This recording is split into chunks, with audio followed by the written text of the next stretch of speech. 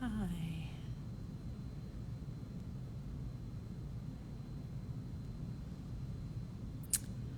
Okay, I'm going to pin our comment here. Hi, everybody.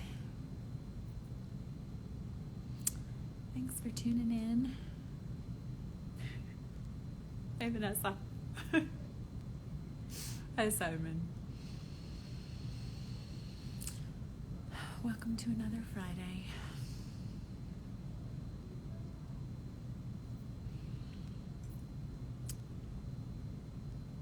Hey, all.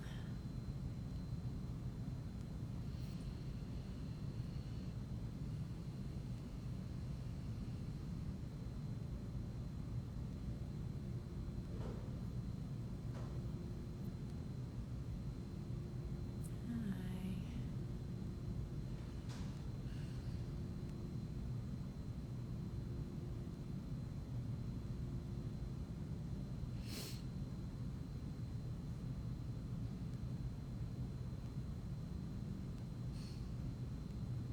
Hey, Michelle.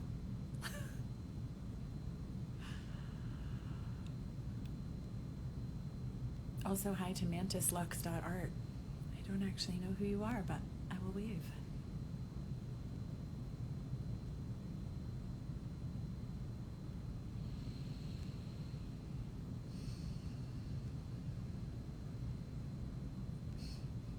Hi. Thank you for joining in, everybody. Oh, thanks, Michelle. I'm glad you like them. I've been enjoying them too.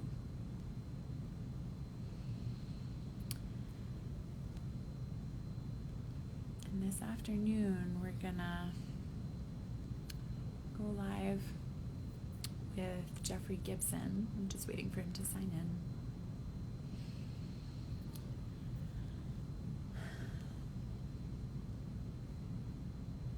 I will say, for anybody who is watching, we're going to kind of follow an artist talk format today. So if you have questions, we're going to have like a Q&A period at the end of the session. So please keep watching and save your questions.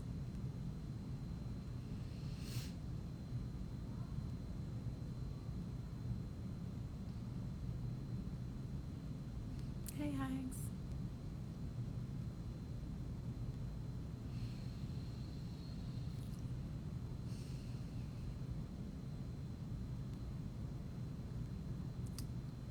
I hope everybody is finding some calm in our strange times as we head to the end of another work week.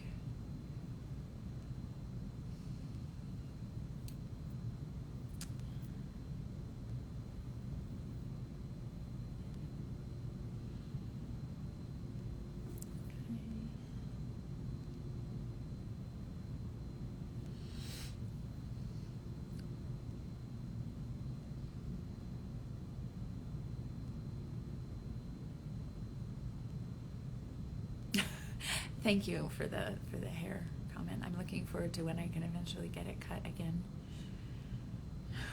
Hi, Annie.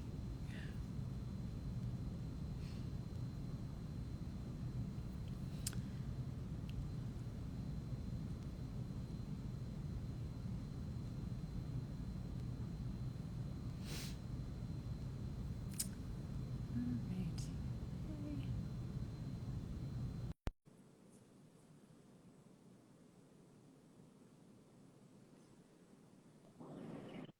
right. Okay, hi. Hey.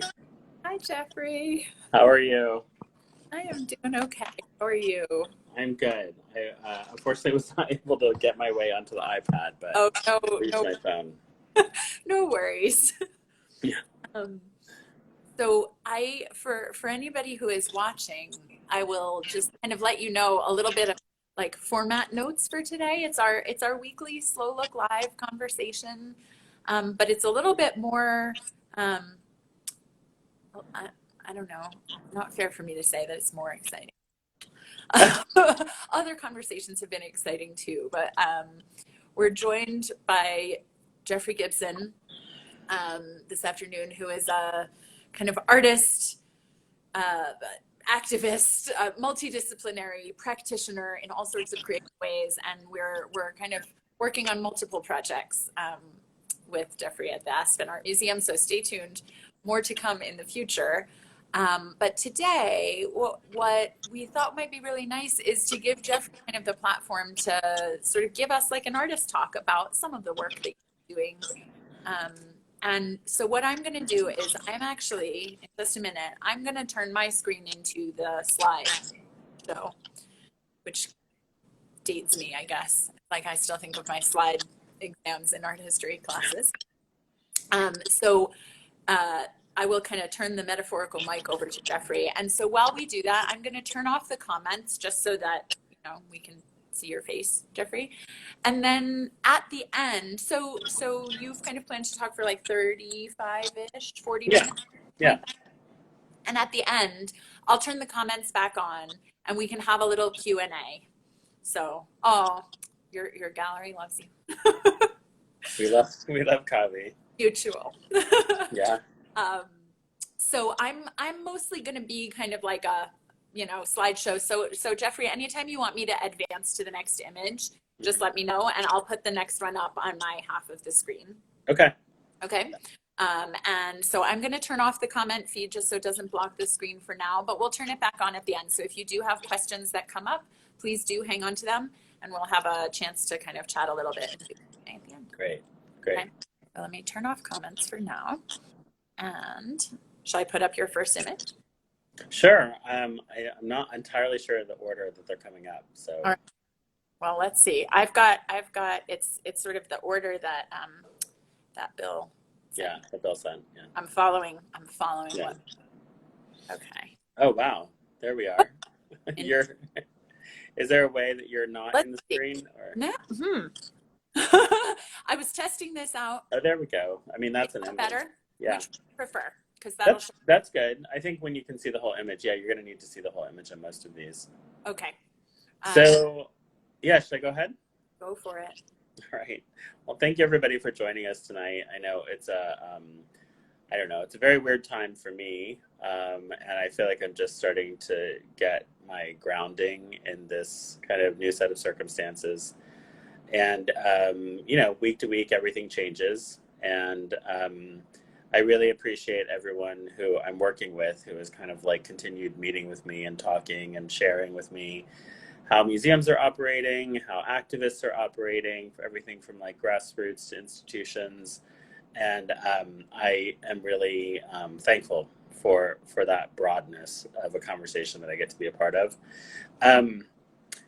I know, you know, some of the questions that people have had are about, sorry, I definitely need these, have been about, you know, artists working during quarantine, and then of course with all of the activism that's been going on, and very unpredictable futures in many ways. And I really didn't do anything immediately as far as like when COVID even first hit. The things that we did in the studio, and just to let everybody know, I work with, we have about a studio team of about 12 people. The bulk of those people work on production. Obviously the work is a lot of handwork. And so a lot of that production is done by that team. So it was very easy to have everybody work at home very quickly.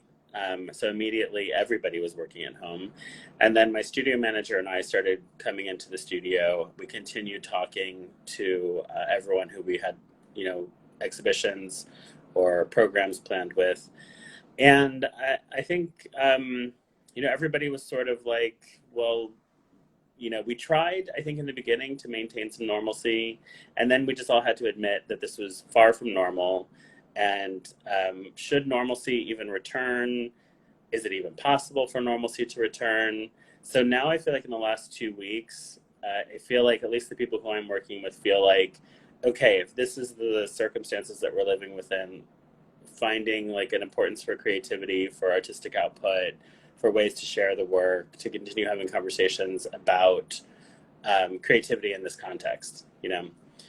So the image that you're looking at is actually the first project that got the kind of green light to move ahead. It just opened on the 10th. It's a piece called Once You Enter My House, It Becomes Our House. It is for me, a monumental sized sculpture that exists at Socrates Sculpture Park in Long Island City. You're seeing me standing in the interior. I have a picture of the whole thing if you want me to switch to that Yeah, one. we can go to that. Here, And one. luckily, yeah, and this is crazy because this is an actual picture. It's not a digital mock-up, which is crazy to me because we work a lot with digital sketches, you know, in any project, and this literally looks like what the digital mock-up looked like.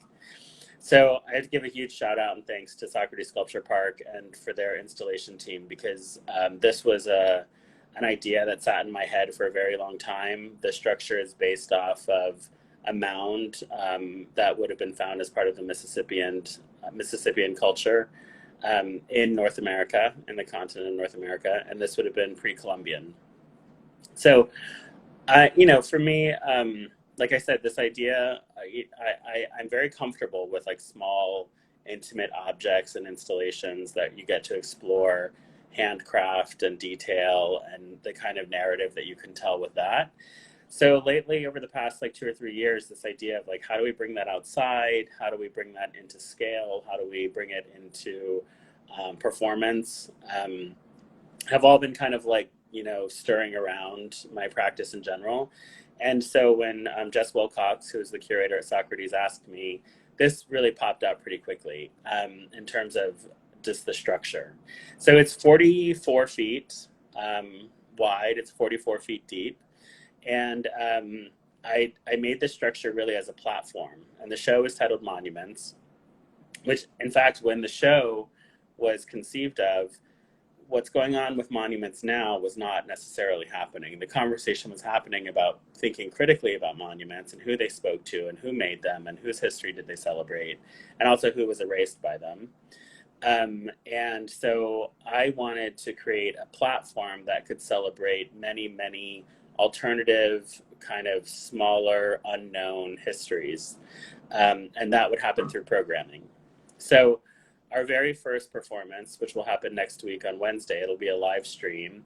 And I'm so excited about it. We had our production meeting today, the last production meeting before it actually happens, is Laura Ortman.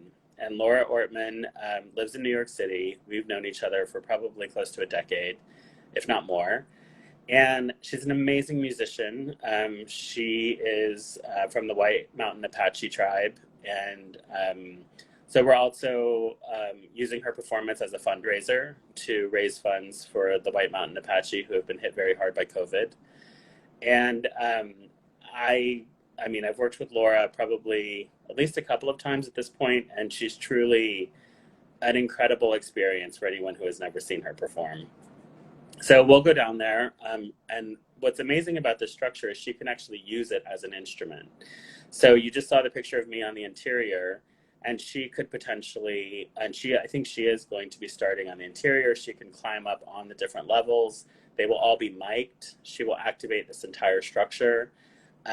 We will have a live feed on Instagram and of course on Facebook Live. And then of course that will be archived, and that documentation I think will be edited and available afterwards. We're also working with, at the same night, the Indigenous Kinship Collective, which is a group of self-identifying women here in New York City, Indigenous women. And they will be doing a land acknowledgement of the land that the park occupies, but also be doing an honor song towards missing and murdered Indigenous women. So I think for me, it's really about really a platform, and I've kind of begun to see my practice as that over the past probably 7 or 8 years more clearly. You know, I love making objects. Like I said, I'm in love with objects. I think I have a lot to contribute to the conversation around objects. But in this particular time, I'm really thrilled that my practice also includes video. We're working on an animation and performance. So we can go to the next slide. So the vertical ones, I think, if we want to see the full image. Yeah. So this is just to show you a little bit of like what goes on in the studio. I know this looks incredibly editorial. among the staff of 12 people, we have everyone's quite young. Some people have been with me for about 6 years now. Kirby's been with us, Kirby Crone. Kirby is a painter. She's been working with me since 2012. So she moved to Hudson, and now she really manages the painting end of the studio. And I think that relationship of trust and getting to know each other, and although we do draw a line between personal and professional, ultimately, I think I've been very clear about how those things can overlap and how we can be there for each other. So during this COVID period, the Kirby's, for instance, raising money for local organizations, the local library. She's raising money for a Black-owned business in town, so that they can stay afloat during this time. And she's not the only one. Out of the 12, everybody is contributing somehow to fundraising, to drawing awareness to things, to marching. And so that, of course, in the studio, we've tried to accommodate for that in terms of their time. And with exhibitions being put on pause, it's a no-brainer. It's like I'm thrilled to have them out in the world doing this work. So we can go to the next one. But this is Jenny Getty, who is my production manager. She's been with me for about 6 years. She's amazing. She's a Bard. She graduated from Bard College. She's a printmaker herself, and she's working on a wall hanging that was meant to be a part of an exhibition at Roberts Projects to open in May, and now I think is going to open later or early in 2021. So, and the thing about working with the team is that, I've been able to indulge more and more in the detail and the handcraft. And with this period of time, not really being concerned with how long it takes. So in many ways, the craft is even deeper, than maybe we'd be able to do at other times. And that's something that I've definitely kind of indulged in. And really appreciate it, to be honest. It's almost like if something is going to take 3 months, I'm like, okay, that's cool. That's cool. All right, we can go to the next slide. Luckily, in terms of space, my studio is an old turn-of-the-century schoolhouse just outside of Hudson, New York. And this is me working on a new painting that we probably will be completed, in the next 4 or 5 months. This time is also giving me time to just experiment.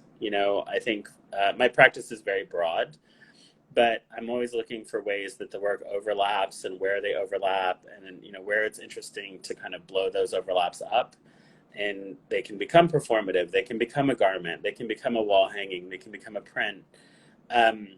And that is really, I'm so thrilled for having a team of people who are incredibly flexible. And they're actually, I think they really enjoy that aspect of the studio. That we have pieces like beadwork, for instance. There's always beadwork to be done. But at the same time, you could come in and Jeff will be like, we're going to try this out. You're going to work on this for a couple of weeks and see if it's worth kind of developing. And the schoolhouse is great with the classrooms. We have about 10 classrooms and a gymnasium, which is where I'm at in this photo. And the classrooms, excuse me, are perfect for social distancing. So we have a kind of rule on how many people can be in the classroom at any given time. I think we're 1 to 2 people per 700 square foot classroom, and about 3 to 4 people in this gymnasium. We can go to the next slide. See, I'm calling them slides. I'm right there with you.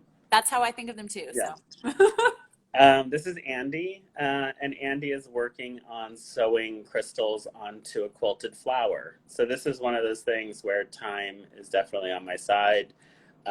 This is becoming a quilted garment, a new garment that's in production, and being able to get to one step, let it sit there. I get to look at it until I can kind of figure out what the next step is.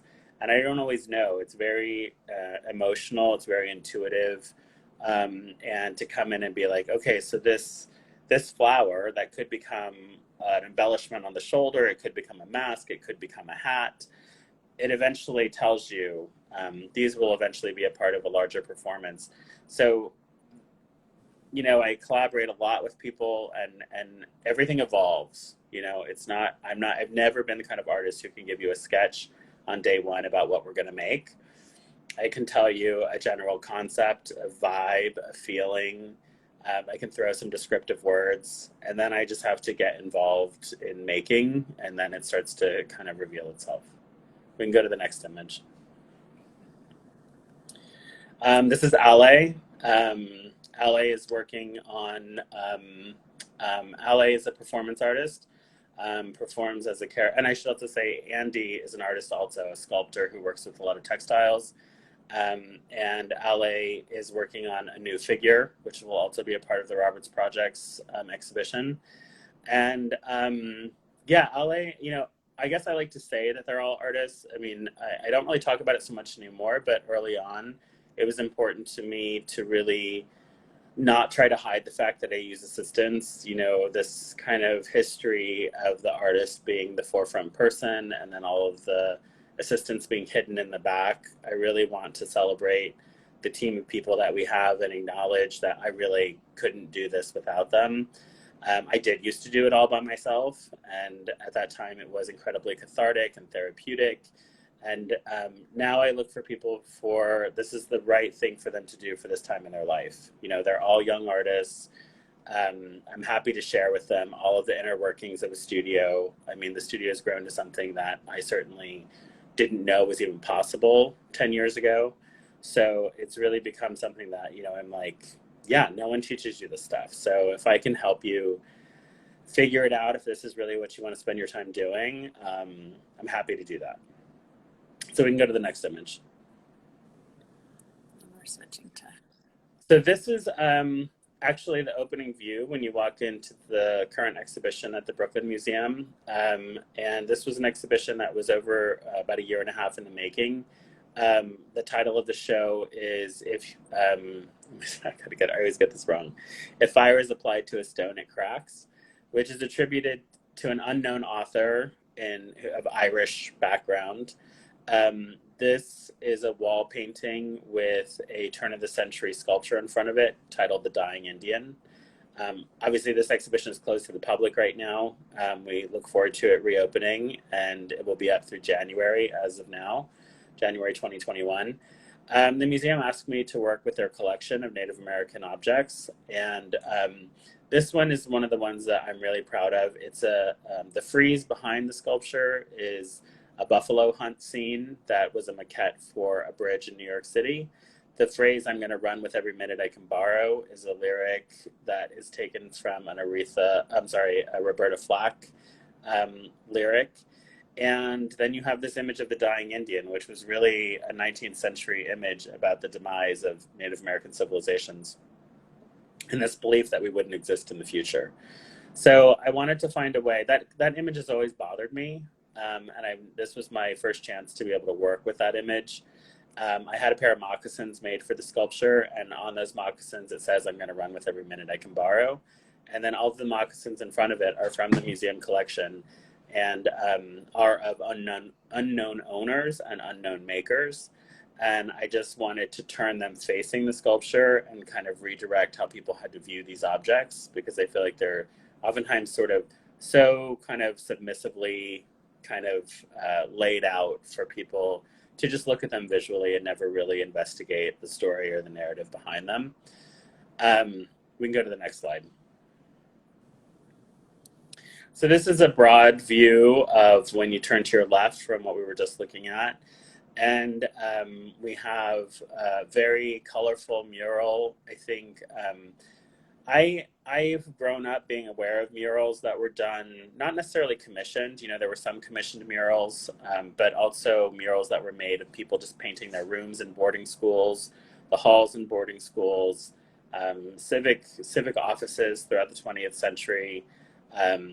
You know, ways that they were trying to give support to Native American artists, government support. And so that's really where my kind of entry point to thinking about murals came from. In this sense, the idea of like it being I think maybe it's oversimplifying to say that it's a celebratory mural. I think it's more than that. For me, this is a sun, it's a moon, There's something that's enveloping, and I felt like I had to change the space and really mark it as being different and being mine. And then we have selections from their collection, from the Brooklyn Museum collection, and selections from mine. And really, I wanted to focus on the kind of continuous, linear, I think linear, history of making innovation and creativity that Native American people of all tribes have practiced and have pursued against all odds, against very conscious efforts towards us being decimated, still finding reason and purpose in making and in innovating and continuing our aesthetic traditions and our material traditions. So those objects are really the things that I've learned from over the past, let me see, I'm going to say almost 30 years at this point. I was in my young 20s when I was working at the Field Museum, and I had the opportunity to be in those collections for hours, pulling objects for tribal delegations as part of NAGPRA. And they really, I see them as living, I see them as my teachers, I see them as influences, and this in many ways is me, again, just sort of acknowledging that, like, my initial practice is very much about remixing these things. Eventually, that got me to the point of authoring new ways of putting things together. But really, I credit these objects and the ability to, the opportunity to really just spend time with them and look at them and touch them, to be honest. When you're working in collections, oftentimes it's part of it. And then, of course, there's many other stories around that about that experience at the Field Museum. We can go to the next slide. This is the resource room. I was very fortunate. A colleague of mine at Bard College named Dr. Christian Crouch is a historian who was able to dive into the archives, and really we wanted to pull out the narratives of these objects. So they weren't just there to look at. This image that you see on the wall was we called Joyous Girl. And what we were looking for was photographs that showed Native people not sort of looking docile and posed, staring into the camera, but really them in a moment of their own gesture or their own movement. And this one just really made me so happy, because there is actually another picture where she's posed as like the weaver, staring straight into the camera with very dead eyes. And this one where she's just laughing and being a child and playing. So we tried to find for the photography collection any number of those examples, ones that really posed questions about what was going on or who was there. It wasn't just a simple subservient image to be looked at. And then we also pulled out many things from the archives to tell the stories of the objects. Stuart Cullen, who was the appointed ethnographer and curator of the Museum of the Ethnographic Collections at that time, actually did take incredibly extensive notes about the narratives of collecting, was very honest about it, and told when he was refused a sale. He told when there was, questionable ways of acquiring an object. And so we really tried to match some of those stories up with the objects that are on view. We can go to the next slide, sorry. I think next we have video. Okay. Want to set the video up at all before we? I think, if I remember correctly, is this Times Square Arts? Yeah. Okay, so Times Square Arts contacted me maybe almost 2 years ago, a year and a half ago, and said, we were interested in you doing something in Times Square. It could be a performance, it could be an object, different sorts of things. And I mean, those monitors in Times Square were just too appealing to me not to be like, no, we want to do that. And then you get into it, and then I thought it was very simple. I had worked with Sarah Ortegon, who is an amazing jingle dress dancer, a champion jingle dress dancer. We'd worked on a video in 2015, and I tried to use that footage, and it just wasn't strong enough for the kind of editing that I wanted. The resolution wasn't high enough. So we flew her in from Denver, where she lives, and we reshot everything in my studio. And then we edited 3 different videos. Now, with Times Square, you can only have 2 minutes and 57 seconds. So and you're on like 67 monitors or something like that. So I was like, okay, so I need to populate Times Square with as many jingle dress dancers as I can. So she wore 5 different outfits, and in the video, sometimes she splits into 3, sometimes she splits into 15 times 67. I was like, okay, that's how many jingle dress dancers I want dancing over Times Square. And we can show the video now. Okay.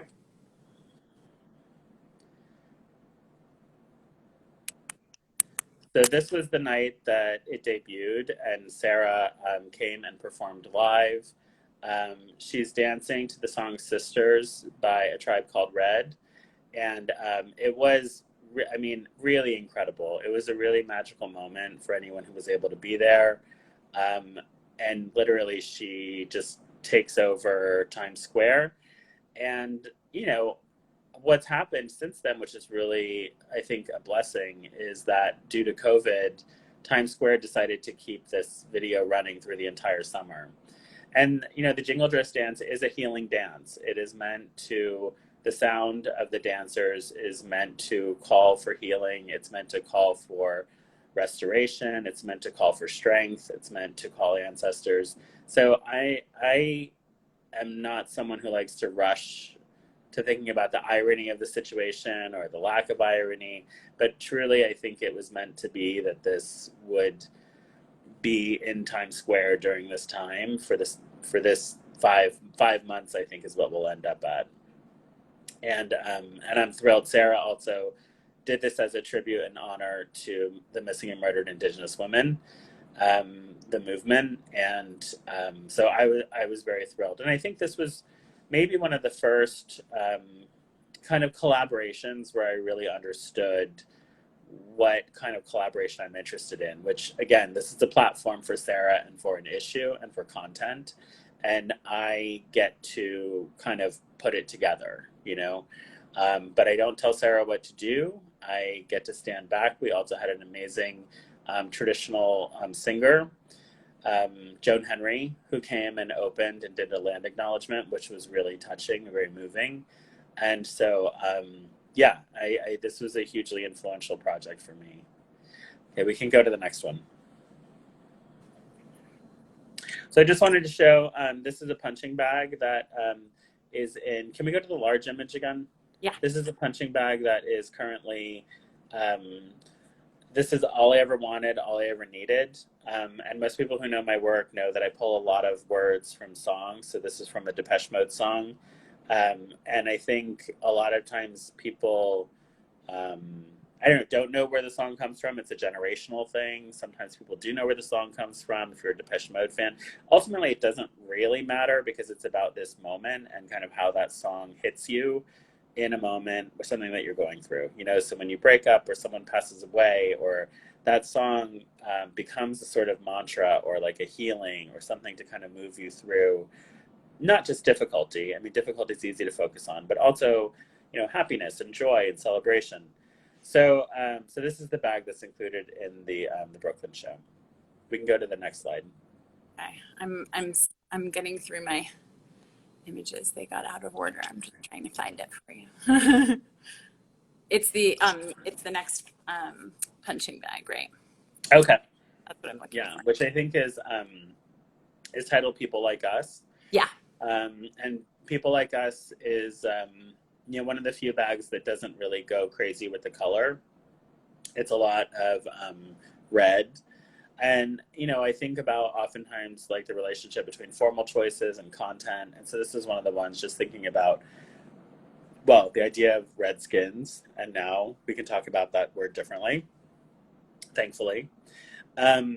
And so, "People Like Us" was just sort of, it's a phrase that I've used multiple times. I do reuse text oftentimes in different formats, but we can go to any other image is totally fine that we haven't seen.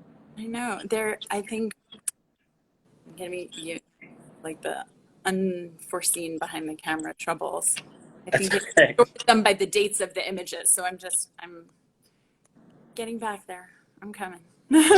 It's totally fine.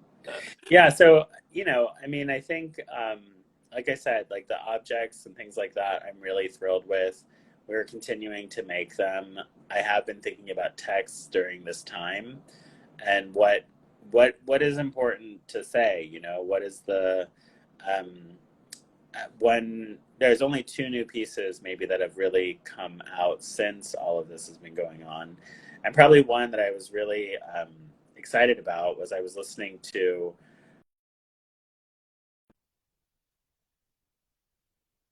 are doing it for themselves. And there's a line that where they say the conscious liberation of the female race. And so I thought conscious liberation seemed like a great set of words for this time. And so that's really one of the first kind of sets of words that have made sense to me during this period. Okay. Sorry, Okay.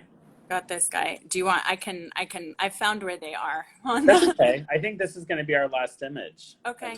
And we may you want, open up for questions. I've got all three of the remaining ones. I can show Oh, sure. Yeah. I've So got this is People Like Us. The bag that I was talking about. This bag is probably from, I think, 2016. And again, it's one of the bags that still uses the paintings that I was making when I first came to New York City that have been cut up and collaged back together into a new textile. I think of them as monochromatic bags. But we can go to the next one.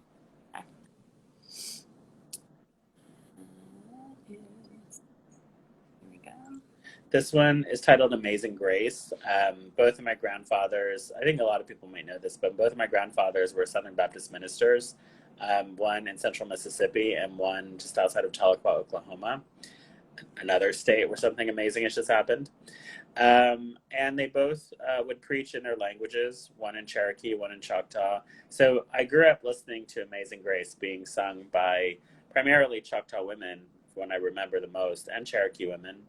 And so, yeah, the idea of faith and how faith is expressed.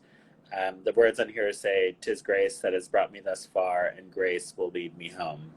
And in the middle are also some words from Soul to Soul, Back to Life, Back to Reality. And so, yeah, I've also been looking back over work over the past decade, and I have to say, like, I feel like they still work, you know, in this crazy context, which I'm really happy about. Makes me feel good about how I've been spending my time. We can go to the next one, which I think is this the last one? This is a good one. This is from 2016. I think 2016 or 2015. The words on this say, "In numbers too big to ignore," which are words taken from Helen Reddy's "I Am Woman, Hear Me Roar." And it really was my tribute to missing and murdered Indigenous women. And I wanted to imagine this design that we're looking at as an aerial view of like a crowd of Indigenous people coming together.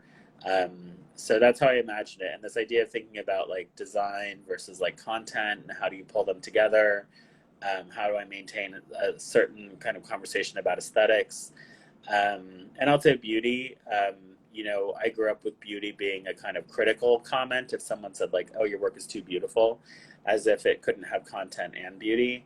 So I like to think that I work with beauty as a kind of gateway drug into thinking about bigger things that I think we should be thinking about.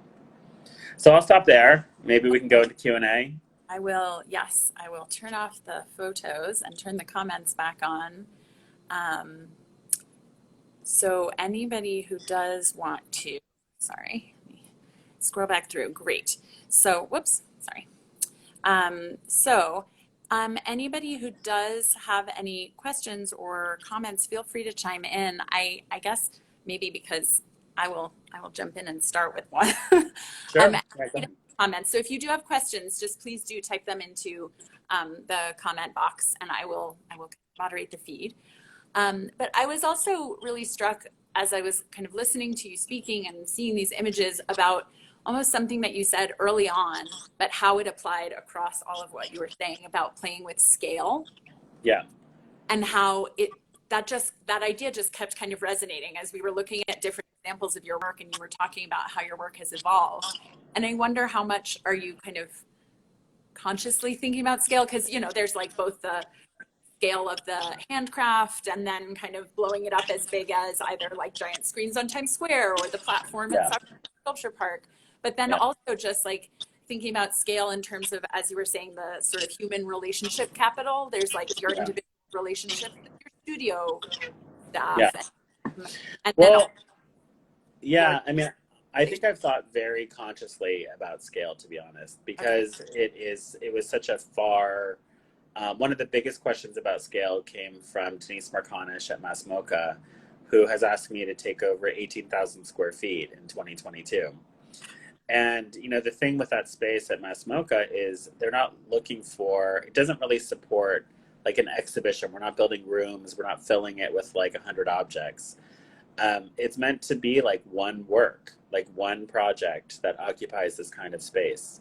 And so I just had to rethink kind of everything. And I was like, and luckily the galleries that I work with, I think understand, because they get to talk to me, the content, the kind of ephemerality, the kind of atmospheric qualities of the content, the sound, the movement, like time, like how do we capture that? How do we make those like central subjects in the work? And that really is what led to trying to pull those things out, you know, trying to pull them out and still have the kind of impact that craft can have, right? So when I look at something, I'm a big collector of not just old things, but handcrafted things, and oftentimes those things tend to be old. And it just immediately repositions me. You know, it's like if I hold that, you immediately start thinking about like who made it, how old were they, what kind of class were they a part of, like was it male, was it female, was it like who else has owned this, like does their family know that it's here, like all of these questions. And so, and I get that from craft, you know. So part of it has been like, how do we have that impact? And the thing with performance, for instance, you can be very vulnerable in performance. You can be very honest in performance. I teach performance sometimes to my students, and I always say to them, I'm always like, look, you could lie to me and you could be blatantly honest. And if I believe you, it doesn't really matter, you know? So use this opportunity as this like invisible pill that you can come up here and you can be as brutally honest with me as you want. And I'm never going to ask you if it's true. And the kind of catharsis of being able to do that, I think, touches people. You know, other people get to see that it's like, one, it's possible. The world didn't blow up because somebody shared something. You know, it's like, and the person actually feels lighter afterwards. You know, you get to walk away from that very brief experience with minimal output, and you get a huge kind of payback. so, and I do want to recognize that I feel like kind of what you were just saying, it's almost like someone else was commenting about that idea of the beauty as the gateway drug to starting conversation. I feel like what you were just saying is almost like like putting yourself out there, or the vulnerability of performance could also be that gateway. Yeah. To the Yeah, no, it really is. Yeah. And then let's see, someone asked in the Q&A, so Yeah. function, what are your thoughts on translation in relation to language and native philosophy? Well, I think there's a lot lost in the translation, and I know that to be true, just from anyone who has a different first language, right? The translation to English, oftentimes you lose a lot. You lose a lot of the poetics, you lose a lot of the nuances of cultural understanding. And for me, I do not speak Choctaw, for instance. I know a few words that my grandfather taught me. I do feel compelled to learn at this point in my life. And it's one of the things I probably regret, because it's always been available to me. But my choice to work in English really was kind of an acceptance of my present circumstances. You know, the history of Native people and of acculturation, whether it's language or religion or any of these things, I don't want to run from them. I want to find a way to successfully exist within them, and hopefully find a way to like minimize the compromise. I never wanted to be a recreationist. like meaning I didn't want to recreate history and be like, that's the way it's supposed to be, because I'm more interested in finding out how did we end up here, you know? And I find when you can really expose that history, it's usually very logical. It doesn't mean it's right, but it's logical. You can follow the cause and effect of how we ended up here. And so I think, you know, people oftentimes ask me, like, you know, a lot of the music that I draw from, a lot of the poets, a lot of the writers are African American, Black American writers. And it really is interesting because for me, that's all I've ever listened to. And they have been my pop cultural narratives that I have followed. I think I'm also interested in making work that connects on that pop cultural level, right? Like I want people to not um, feel like they can't access my work because it's something that they don't understand. So I like the immediacy of being able to read, like, what do you want? When do you want it? Like anybody can read that and be like, yeah, what do I want? And when do I want it? You know, and I like that idea that people can like, you know, what, what do you want? What do you need? You know, all of those things people can like begin to question, like, what does that mean? You know, even in Numbers Too Big to Ignore, you know, I think right now we could be talking about Black Lives Matter. We could be talking about, you know, missing and murdered Indigenous women. We could be talking about so many things. And so that's where I look for in language, you know, is really trying to like, yeah, pop is also a gateway. So I feel like that's sort of the criteria that I try to work with, you know. And it's interesting too, because I think you also, you know, talking about generational, like whether people know the actual, if it's a song lyric, for example, Yeah, like Depeche Mode, like people may not know that Depeche Mode song, but yeah, the lyrics may still have meaning. And if people do know the Depeche Mode song, then maybe their associations with the song will be an additional layer. totally, totally. And there's also this other question about music in a foreign language. How does music in a foreign language shape your work? Or Well, I'm assuming like by foreign language, maybe they're referring to like indigenous languages versus English. Maybe. You know, I think I feel like when I first started my career, and I'm talking about sort of like 25 years ago, let's say, this idea that I wanted a career as an artist. I mean, I don't think I could talk to anyone who had any knowledge about Native American history or references. It was such a short list.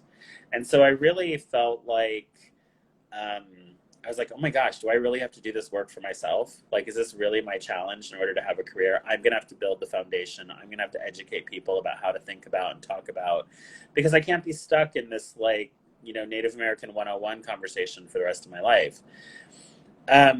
I feel like now I have established a foundation that I'm really happy with. The work is to some degree self-referential. You can look back at Jeff 10 years ago, 5 years ago, and you can see how things have evolved into this. So now I feel like maybe there is some possibility to play with the idea of translation. You know, I think for me, you know, it's funny. I will say I'm not a braggy person. Like, I've gained a lot of confidence, but one thing I will say that I know about myself is I am smart. And it's like, I know how much I've had to pay attention to the world to figure out how to move around it. Like, and I know that translation is a deep pit. And if you're really going to take it on, it's not as simple as like, this word means this and it could mean this and it means this in another language.